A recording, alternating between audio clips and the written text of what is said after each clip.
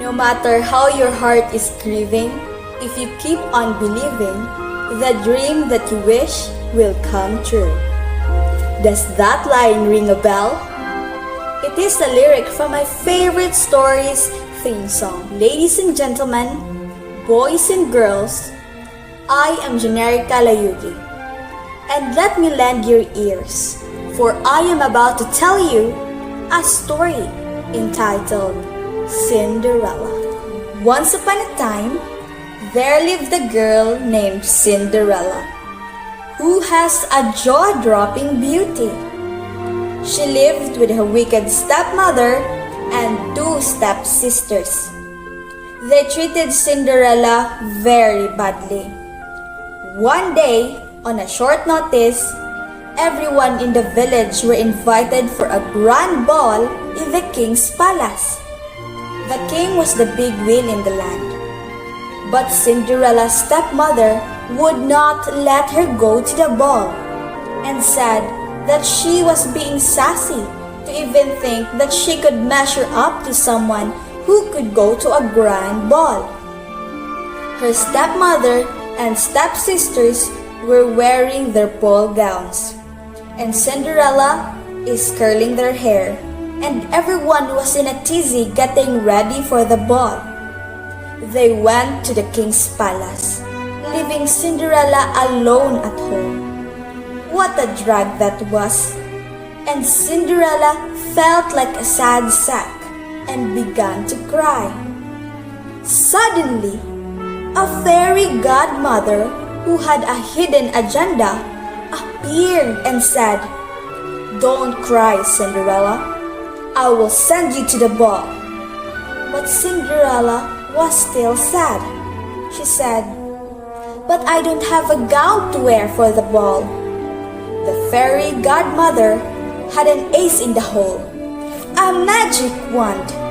She said, "You are under my care now," and waved her magic wand, bibbidi-bobbidi-boo, and changed Cinderella's old clothes into a beautiful new gown. The fairy godmother also saw Cinderella's old dirty slippers. There again waved her magic wand, bibbidi-bobbidi-boo, and lo and behold, she had beautiful glass slippers.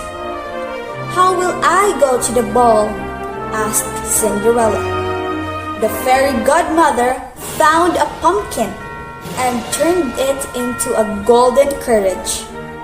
"Something's quite missing," the fairy godmother thought. She saw 6 mice and turned them into 4 white horses and 2 coachmen. Cinderella was overjoyed and set off for the ball in the coach drawn by the 4 white horses. Before leaving, the fairy godmother said, "Cinderella, this magic will only last until midnight. You must reach home by then. You must keep under wraps how you got these fine clothes."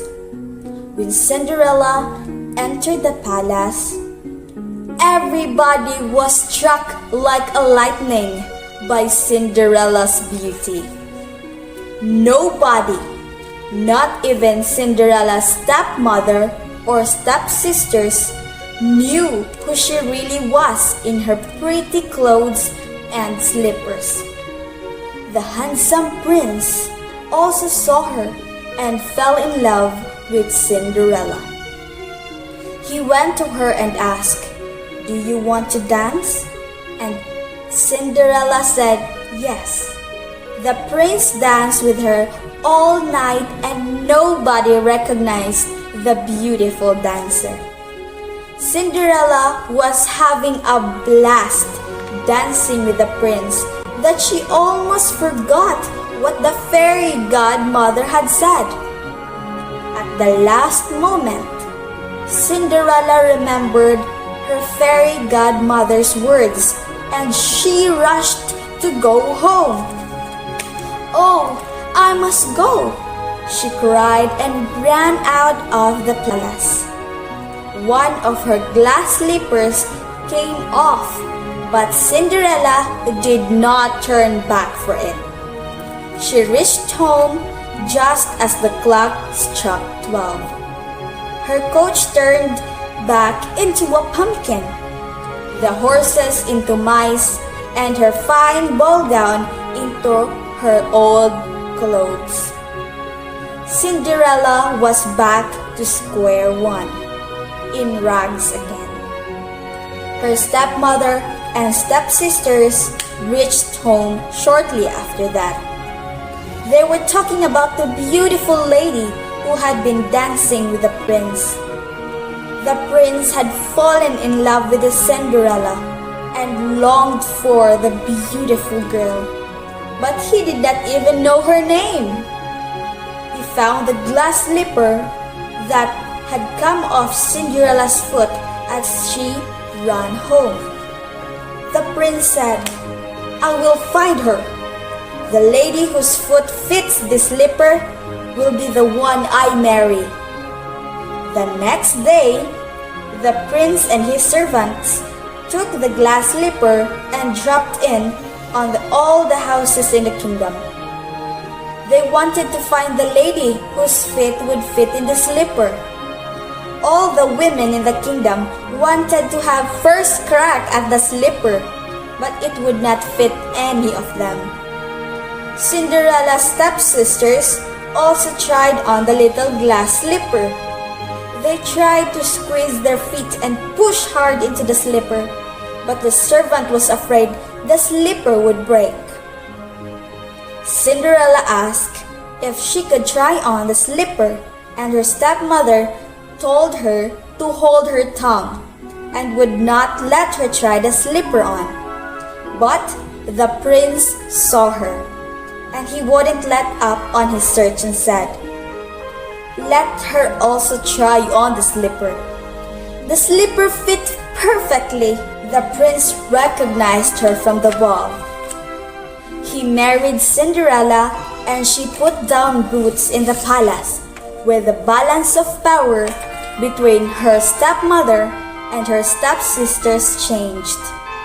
She was now a queen, and Cinderella felt her stepmother and stepsisters could eat their hearts out. Cinderella and the prince lived happily ever after. In the